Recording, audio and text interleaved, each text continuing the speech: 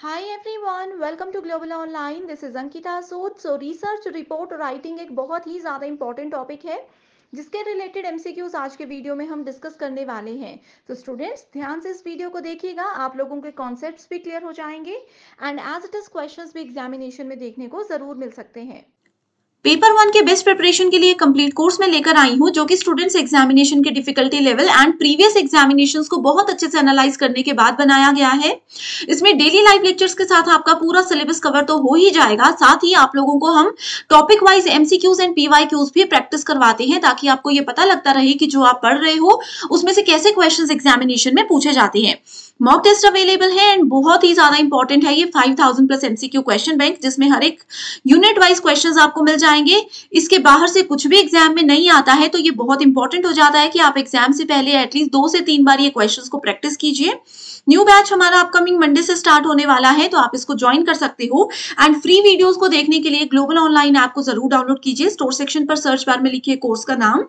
जैसे ही आप कंटेंट पर जाते हो, आपके सामने कुछ फ्री वीडियोस आ जाएंगी, मेरे सेपरेट कंप्लीट कोर्सेज आ जाएंगे, जिसके लिए जो कि एग्जाम के लिए काफी है। इसके बाहर से ना आपको कोई बुक लेने की जरूरत है, ना आपको कोई एक्स्ट्रा मॉक टेस्ट के लिए पे करने की जरूरत है। इस कोर्स के बाहर से कुछ भी एग्जाम में नहीं आता है। लास्ट ईयर भी बहुत से बच्चों ने सिर्फ इसी से पढ़ाई करके अपने एग्जामिनेशन को बहुत अच्छे स्कोर से क्वालिफाई किया था। पीवाईक्यूज आप देख सकते हो, पीडीएफ एंड वीडियो सॉल्यूशन आपको मिल जाते हैं। इसमें आपके स्टेट के साथ साथ बाकी के स्टेट्स के जो क्वेश्चन पेपर्स हैं वो भी आपको मिल जाएंगे, ताकि आप लोगों की बहुत अच्छे से प्रैक्टिस भी होती रहे। आप सभी स्टूडेंट्स इस कोर्स को ज्वाइन करने के लिए बस गिवन नंबर्स पर व्हाट्सएप के जरिए कांटेक्ट कर सकते हैं। तो चलिए शुरू करते हैं। हमारा आज का पहला क्वेश्चन है, thesis is also known as. So research की जब भी हम लोग बात करते हैं तो रिसर्च में एक इंपॉर्टेंट कॉन्सेप्ट होता है थीसिस। तो इसका दूसरा नाम क्या होता है? Options are research report, monograph, dissertation and book. ठीक है, तो रिसर्च रिपोर्ट को बोला जाता है अनुसंधान रिपोर्ट, प्रबंधन, निबंध और पुस्तक। तो यहाँ पे डायरेक्ट क्वेश्चन ये पूछा गया है, तो इसका आंसर है option number 3, that is dissertation. तो आप लोगों को पता होना चाहिए थीसिस या डिसर्टेशन क्या होता है। ये एक डॉक्यूमेंट होता है जो कि एक कैंडिडेट सबमिट करवाता है। ठीक है, जिसमें क्या लिखा होता है, जिसमें कि किसी पर्सन की एकेडमिक डिग्री या फिर उनकी प्रोफेशनल क्वालिफिकेशन को प्रेजेंट किया जाता है। ठीक है, एंड ये होता है रिसर्च एंड फाइंडिंग्स में ऐड। ठीक है, इसके अलावा जो थीसिस होती हैं उसमें हम लोग अपने आर्ग्यूमेंट्स, अपने ओपिनियंस एंड जो पर्टिकुलर टॉपिक से रिलेटेड हमारे पॉइंट्स होते हैं उन सब चीज़ों को ऐड करते हैं। ठीक है, आप सभी स्टूडेंट्स को पेपर 1 में हेल्प करने के लिए एक फ्री टेलीग्राम ग्रुप में लेकर आई हूँ। अंकिता सूद पेपर 1 नेट सेट प्रिपरेशन नाम से आप इसको सर्च कर सकते हैं। एंड स्टूडेंट्स, इस ग्रुप की खास बात यह है कि आपको कोई भी गाइडेंस चाहिए, आप कोई भी सवाल मुझसे पूछना चाहते हो तो डायरेक्टली मुझसे यहाँ पर कॉन्टैक्ट कर सकते हैं। साथ ही जो भी मेरी क्लासेस रहती है उनके पीडीएफ्स और लिंक्स आपको मिलते रहेंगे, ताकि आपकी कोई भी क्लास मिस ना हो एंड बहुत आसानी से आप सभी पेपर 1 में एटलीस्ट 100 में से 80 प्लस स्कोर कर सकें। तो आपके प्रॉपर गाइडेंस के लिए ये चैनल बहुत इंपॉर्टेंट है, इसको जरूर आप सबको फ्री में ज्वाइन कर लेना है। next question is, which of the following is not true about e-journals? So they are distributed through digital methods. ठीक है, यानी कि जितने भी डिजिटल तरीके होते हैं उसके थ्रू उनको वितरित किया जाता है लोगों के बीच में। दूसरा ऑप्शन है they also have editors and editorials boards. तो जितने भी संपादक और संपादकीय बोर्ड होते हैं वो सब इसमें ऐड किए जाते हैं। तीसरा होता है they are publications of serial nature. Next है they are always free of cost. ठीक है, तो सबसे पहले आप लोगों को पता होना चाहिए कि ई जर्नल्स होते क्या हैं। तो इसका मतलब है इलेक्ट्रॉनिक जर्नल्स। ठीक है, तो ये क्या होते हैं, ये पीरियोडिकल पब्लिकेशंस होती हैं which is published in electronic format. जैसे ईमेल होती है, यानी कि इलेक्ट्रॉनिक फॉर्मेट में हम लोग मैसेजेस करते हैं। ठीक है, वैसे ही ई जर्नल के केस में हम क्या करते हैं, पब्लिकेशंस को पब्लिश करते हैं इलेक्ट्रॉनिक फॉर्मेट में। जनरली इसमें इंटरनेट यूज किया जाता है। ठीक है, एंड जो इलेक्ट्रॉनिक जर्नल्स होते हैं इसकी बहुत ज़्यादा एडवांटेजेस होती हैं ओवर ट्रेडिशनल प्रिंटेड जर्नल्स। तो इसकी एडवांटेजेस क्या होती हैं, वो ये होती हैं कि इसको घर पे बैठ के हम लोग कहीं से भी सबमिट कर सकते हैं। हमें ऑफिस में जाकर सबमिट करवाने की ज़रूरत नहीं होती है, या फिर जो हमारे गाइड है डायरेक्टली उनके पास जाकर सबमिट करवाने की ज़रूरत नहीं होती है। ठीक है, तो यहाँ पे राइट आंसर है option number 4, that is they are always free of cost. तो इसके अलावा यहाँ पे 4 स्टेटमेंट्स हैं। इनके अलावा और भी इंपॉर्टेंट कैरेक्टरिस्टिक्स हैं ई जर्नल से रिलेटेड। दैट इज कैरेक्टरिस्टिक्स जो होती हैं इसमें पहला आता है कि ये हमें टाइमली एक्सेस प्रोवाइड कराता है। एंड स्टूडेंट्स, आप लोगों ने यहाँ पे ये ध्यान रखना है कि क्वेश्चन में पूछा गया था नॉट ट्रू, यानी कि we have to find the false statement. ठीक है, तो यहाँ पे ये जो है ये फ्री ऑफ कॉस्ट नहीं होता है, हमें इंटरनेट चार्जेस एंड ये सब चीज़ें अप्लाई करनी पड़ती हैं। ठीक है, एंड यहाँ पे आप लोग देख सकते हो कि डिस्ट्रीब्यूटेड, इसमें हम लोग जितने भी हमारे नोट्स हैं, जितने भी हमारे डॉक्यूमेंट्स हैं, पब्लिकेशंस हैं, उनको हम डिस्ट्रीब्यूट कर सकते हैं डिजिटल मेथड्स के थ्रू। ठीक है, इसमें एडिटर्स भी होते हैं एंड एडिटोरियल बोर्ड्स भी होते हैं, एंड सीरियल वे में इसको हम लोग पब्लिश कर सकते हैं। ठीक है, इसमें हमें टाइमली एक्सेस प्रोवाइड करवाते हैं ये। ठीक है, एंड ये जो सर्चिंग कैपेबिलिटीज़ हैं उसको भी सपोर्ट करते हैं। इसके अलावा इसकी कैरेक्टरिस्टिक्स ये है कि ये फिजिकल स्टोरेज स्पेस को भी सेव करते हैं। अब जैसे हमारे पास फाइल्स हैं, हमारी रिपोर्ट्स हैं, अगर हम लोग उनको मतलब हार्ड कॉपी रखेंगे तो उनको रखने के लिए भी हमें कोई सेपरेट जगह चाहिए। ठीक है, तो ये फिजिकल स्टोरेज स्पेस को भी कवर करते हैं, सेव करते हैं।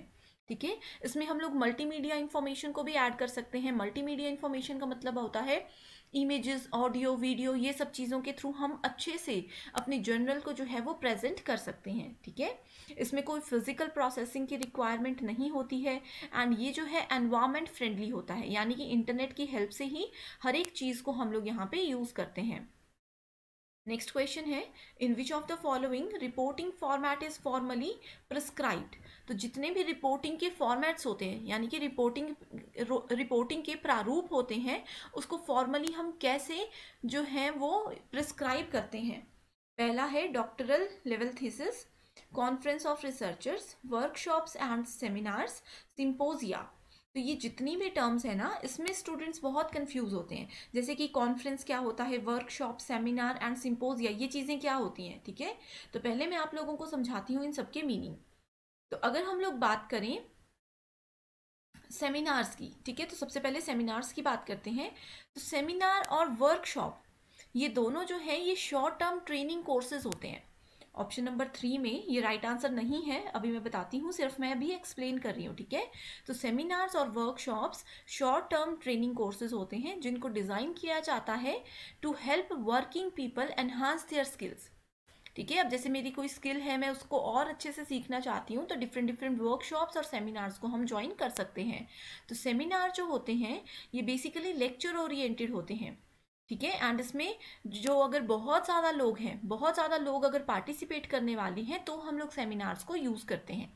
ठीक है, एंड वर्कशॉप्स क्या होते हैं, इसमें हम लोग ज़्यादातर डेमोन्स्ट्रेशन को देखते हैं, यानी कि सेमिनार में सिर्फ लेक्चर के थ्रू हमें चीज़ों को समझाया जाता है। वर्कशॉप में क्या होता है, इसको हम लोग बोल सकते हैं हैंड ऑन प्रैक्टिस। ठीक है, यानी कि जितनी भी चीज़ें हैं वो हमें प्रैक्टिकली डेमोन्स्ट्रेशन के थ्रू समझाई जाती हैं, एंड इसको तब यूज़ किया जाता है अगर कम पार्टिसिपेंट्स होंगे। ठीक है, तो इसको आपने ऐसे याद रखना है कि जहाँ पे कम लोग होंगे वहीं पे हम लोगों को काम जो है वो बहुत अच्छे से सिखाया जा सकता है। ठीक है, तो इसके अलावा नेक्स्ट आता है सिंपोजिया, या फिर इसको हम सिंपोजियम बोलते हैं। ठीक है, तो symposium is nothing but it is a meeting, ठीक है, जिसमें कि एक्सपर्ट्स आते हैं एंड वो एक पर्टिकुलर सब्जेक्ट पे, पर्टिकुलर टॉपिक पे डिस्कशन करते हैं। ठीक है, एंड इसको हम लोग स्मॉल कॉन्फ्रेंस भी बोलते हैं, इसको हम लोग स्मॉल कॉन्फ्रेंस भी बोलते हैं। ठीक है, तो यहाँ पे अगर हम लोग देखें तो ये 3 इंपॉर्टेंट कॉन्सेप्ट्स हमने डिस्कस कर लिए हैं। तो राइट आंसर है ऑप्शन नंबर 3 का doctoral level thesis, that is option number 1। Next question is which of the following is an optional supplement of a research paper. तो रिसर्च पेपर में optional supplement क्या होता है, यानी कि जिस चीज़ को ऐड करना ज़रूरी नहीं है, करेंगे तो भी ठीक है, नहीं करेंगे तो भी ठीक है। तो options are footnote, appendix, glossary, bibliography. तो ये भी कुछ बेसिक टर्म्स हैं जो कि आप लोगों को पता होनी चाहिए। ठीक है, तो इसका राइट आंसर है हमारे पास option number 2, that is appendix. Next question is, when academicians are called to deliver lecture or presentation to be ordered to an audience on certain topic or a set of topic of educational nature, that is called, यानी कि अगर हम लोग किसी expert को बुलाते हैं lecture deliver करने के लिए, ठीक है, किस पे लेक्चर डिलीवर करना है, किसी एक पर्टिकुलर टॉपिक पे लेक्चर डिलीवर करना है, तो उस चीज़ को हम लोग क्या बोलते हैं, ट्रेनिंग प्रोग्राम, सेमिनार, वर्कशॉप और सिंपोजियम। तो इनके मीनिंग मैं आप लोगों को बता चुकी हूँ, इजीली आप लोग आंसर कर सकते हो। तो इसका राइट आंसर है option number 2, that is seminar. ठीक है। Next question is, in a thesis figures and tables are included in which of the following.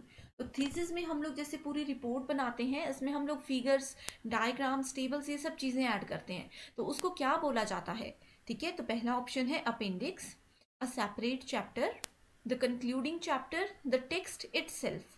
ठीक है। तो इसको क्या बोला जाता है, इसका राइट आंसर है हमारे पास option number 1, that is appendix.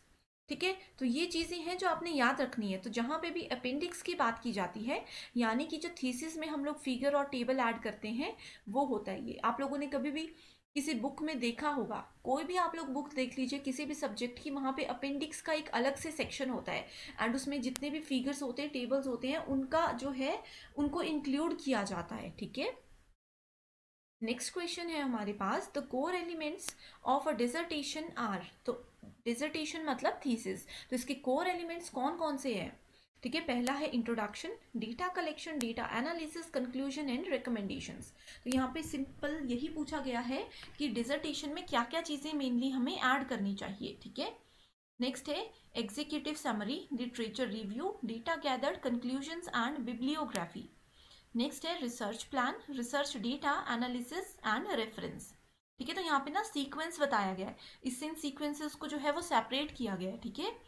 Fourth option है introduction, literature review, research methodology, यानी कि रिसर्च के लिए हमने कौन सी मेथड को यूज किया है।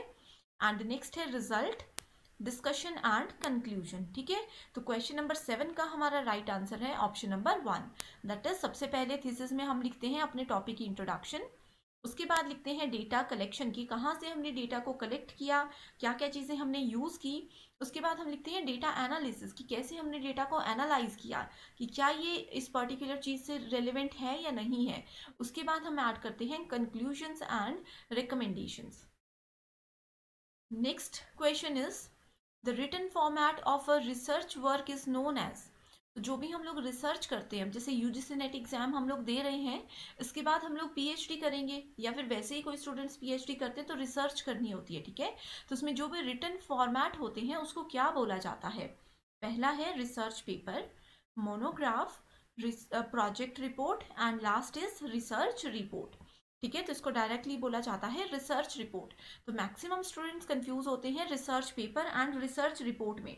ठीक है। तो इसका आंसर है रिसर्च रिपोर्ट। तो ये क्या होता है, ये एक वेल क्राफ्टेड डॉक्यूमेंट होता है। ठीक है। जो कि हमारे रिसर्च का पूरा प्रोसेस, डेटा, हमारा फाइंडिंग्स, या फिर जो हमारी सिस्टमेटिक इन्वेस्टिगेशन होती है पूरे प्रोसेस में, पूरे रिसर्च में, उसको हम लोग रिसर्च रिपोर्ट में ऐड करते हैं। ठीक है। ये क्या है, ये एक बहुत ही ज़्यादा इंपॉर्टेंट डॉक्यूमेंट होता है, जो कि फर्स्ट हैंड अकाउंट, एक रिसर्च प्रोसेस में फर्स्ट हैंड अकाउंट की तरह काम करता है।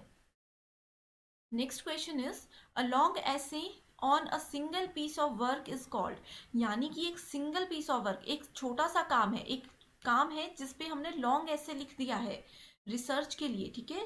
तो उसको क्या बोला जाता है, रिसर्च रिपोर्ट, मोनोग्राफ, डिसर्टेशन और बुक। तो बुक तो देखो ये नहीं होती है, आप सभी को पता है बुक क्या होती है। डिसर्टेशन हमने डिस्कस किया, रिसर्च रिपोर्ट भी अभी हम लोगों ने डिस्कस किया। तो इसका राइट आंसर है मोनोग्राफ। ठीक है। तो कहीं पे भी अगर आप लोगों को लॉन्ग ऐसे या फिर लॉन्ग सेक्शन की बात करते हैं, that means we are talking about the monographs. ठीक है। सो रिसर्च मोनोग्राफ्स जो होते हैं, ये सेपरेटली पब्लिश्ड रिपोर्ट्स होती हैं on original research that are too long, too specialized और अदरवाइज अनसुटेबल फॉर पब्लिकेशन। ठीक है। बहुत ज़्यादा डिटेल में इसमें हर एक चीज़ को यहाँ पे जो है वो प्रोजेक्ट किया जाता है।